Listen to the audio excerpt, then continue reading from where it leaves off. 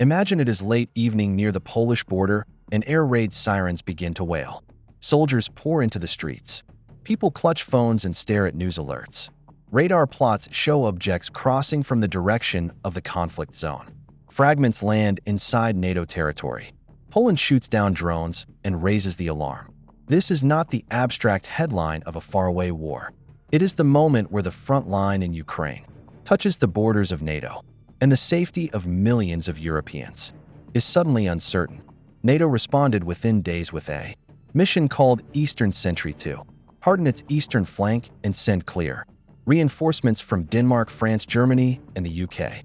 This is safety zone analysis where we do not sell fear and we do not sugarcoat. We unpack what is happening, why it matters, and what you should know right now. Because the difference between a political crisis and a military conflagration often looks like a radar blip and a hurried message saying seek shelter. Russia's war in Ukraine has already redrawn Europe's security map. Moscow has placed advanced missile systems and nuclear-capable assets within striking distance of NATO capitals in ways that would have been unthinkable 5 years ago. Kaliningrad has become a heavily armed enclave with missile systems that place Warsaw and parts of Berlin within range, and Russian and Belarusian forces now conduct large-scale drills with thousands of troops that overfly the borders of NATO neighbors. Recent exercises, described as Zapad 2025, were staged with Belarus and included planning scenarios that Western analysts say simulated the placement of Russian missiles on Allied territory. NATO has answered by building a much more permanent posture in the east. American Abrams tanks roll through Polish villages. British jets patrol the Baltic skies.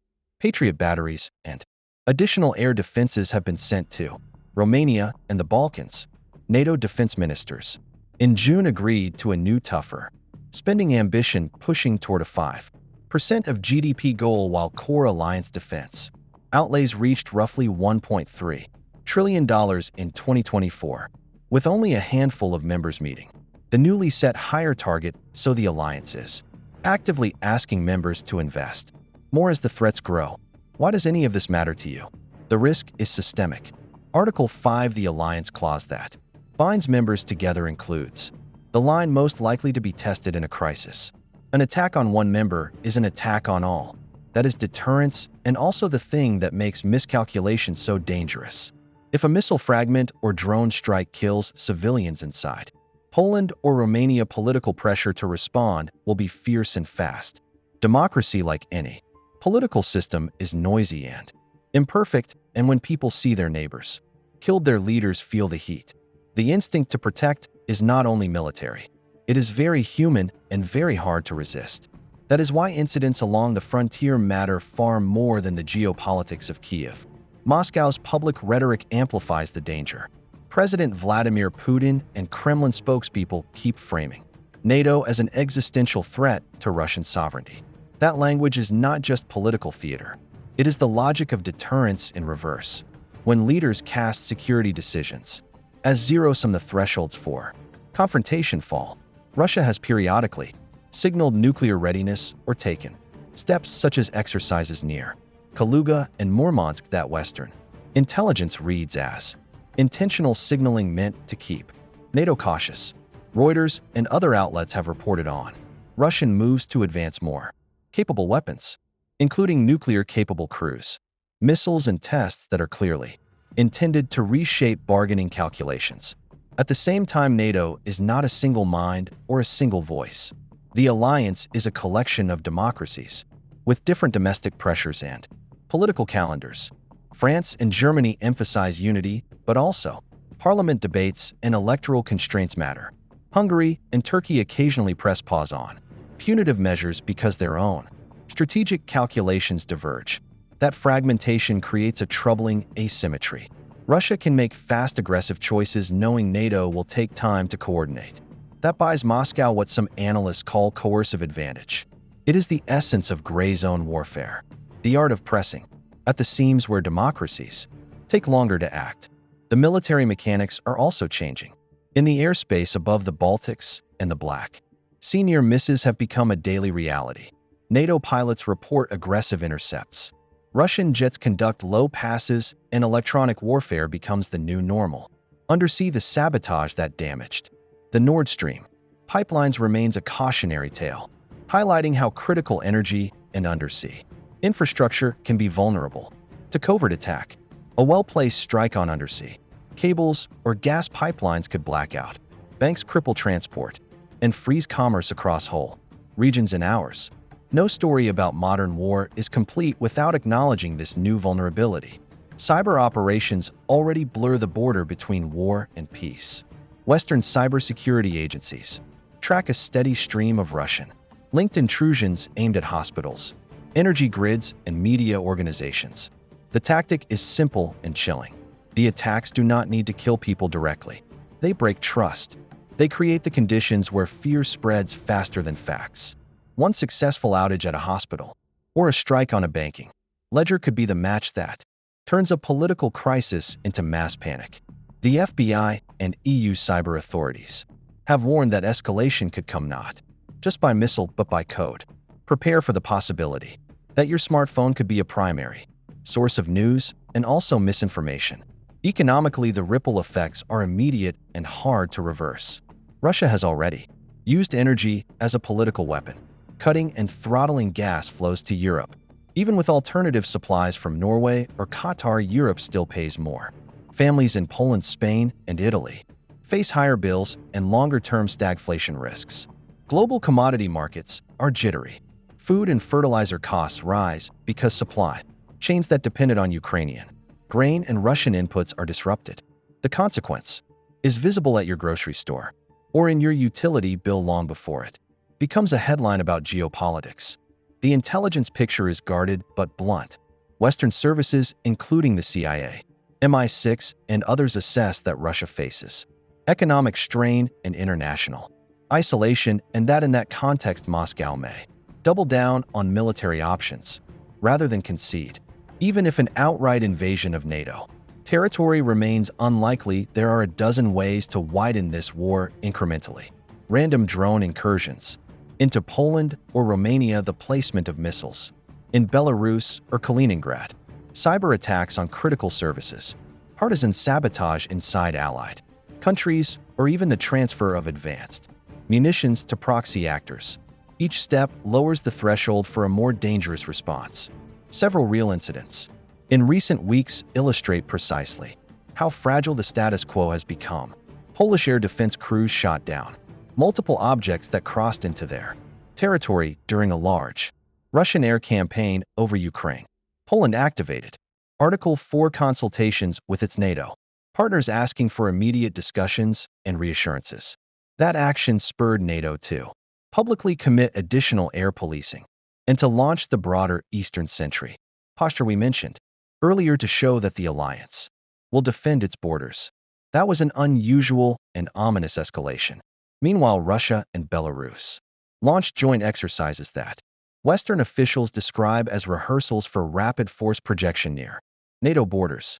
Belarus specifically has become central to this geometry. Moving missiles and bases into Belarusian territory would place new parts of Poland and the Baltic states under direct threat. Those deployments are not purely tactical. They change the political calculation because a strike that crosses into an allied capital becomes impossible to ignore. It is worth pausing on the nuclear question because it is the shadow over all other calculations. Russia's recent public focus on tactical nuclear-capable systems and technological tests, such as work on nuclear-powered cruise missiles, are intended in part to sharpen bargaining leverage. That does not mean nuclear war is imminent, but it does intensify the psychological pressure on decision-makers. When one side signals that escalation could include nuclear options, the space for measured, conventional response shrinks dramatically because any misstep could be interpreted as a step toward existential threat. Reuters reporting on test preparations and growing interest in new delivery systems is a reminder that the nuclear backdrop is not simply rhetorical. So who are the leaders and how are they responding?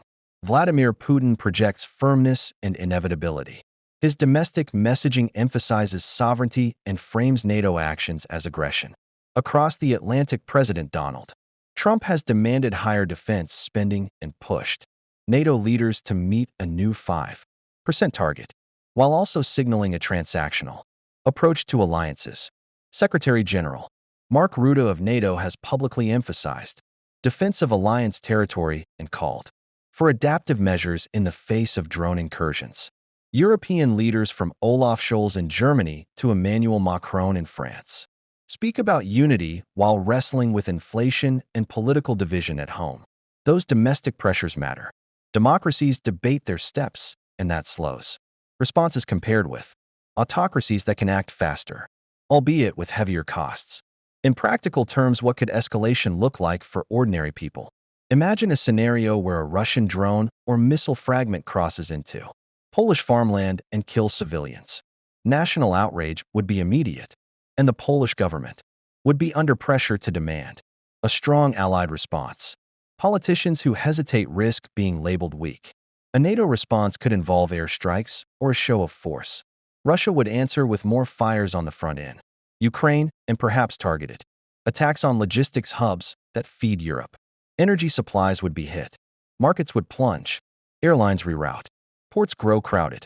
In weeks, the disruption we talk about in abstract terms shows up at supermarkets and in your electricity and heating bills. That is the human cost of strategic competition. There are also less visible but critical vulnerabilities. Undersea internet cables carry most global data and are accessible in choke points. A well-timed sabotage attack could sever banking communication, causing ATMs to fail and stock trading to halt. A coordinated cyber attack on power grid control systems could trigger rolling blackouts across a region. Those scenarios are within the realm of plausibility for well-resourced actors, and that is why NATO and EU cyber agencies place such emphasis on hardening networks now. The bad news is that perfect security does not exist, which makes societal resilience essential. If you are asking what to do, the guidance is simple and practical, and it applies whether you live in Europe or anywhere else in a globally connected world. First, stay informed, but stay skeptical. Follow trusted wire services official defense briefings and verified local reporting. Second, understand the limits of your government, but also the importance of civic resilience. Maintain simple household preparedness, such as a modest cash reserve, maintain basic supplies, and ensure you have backup communication means for family members. Third, push for local and national policies that diversify energy and technology supplies, because dependence creates leverage for coercion. Energy efficiency, community emergency plans, and robust local food networks matter more than ever. Fourth, support diplomacy. De-escalation in world affairs depends on institutions and on leadership that can bargain without losing face. Public pressure for measured steps can be effective. There are also signs of resilience that offer reasons for cautious hope. NATO's reinforcement of the Baltics and Poland has made clear that the alliance will not abandon its members and that deterrence has teeth. Many nations are increasing defense budgets and building reserves. Finland and Sweden's closer integration into Western institutions changes the northern security picture, and civil societies across Europe continue to push for measured policy responses that protect citizens without rushing to war. That is the delicate balance the alliance must keep. At the United Nations, the legal and diplomatic battlefield continues. The Security Council and the General Assembly have become arenas where votes matter but outcomes are messy. Russia maintains veto power in the Security Council, and that is a structural reality of the post-war order. Still, the General Assembly and other multilateral organs can shape political norms and create pressure points. Recent UN votes show the complexity of international opinion and the difficulty of building a single unified front. Meanwhile, the track record of sanctions and diplomacy shows that pressure can change calculations, but rarely quickly enough to prevent violence without a credible negotiating path. So where do we land? The rivalry between Russia and NATO is not hypothetical. It is multidimensional: military, economic, cyber, and psychological. The most dangerous pathways from rivalry to war are not always dramatic invasions, but incremental escalations, accidents, and misinterpretations. That is why the current pattern of drone incursions, military drills, nuclear signaling, and cyber probing should be taken seriously. It is also why democratic publics that want peace must remain engaged, informed, and willing to invest in resilience, because wars are not fought only by soldiers, but by societies. This is Safety Zone Analysis. We do not sell fear. We tell you the truth. Because the next emergency alert on your phone might not be about weather or traffic. It might be history rearranging itself in real time. Subscribe if this helped you see the line between strategy and survival. Share this video with someone who needs to understand the stakes. The world is more connected and more fragile than most of us think. Knowledge is not just power, it is protection.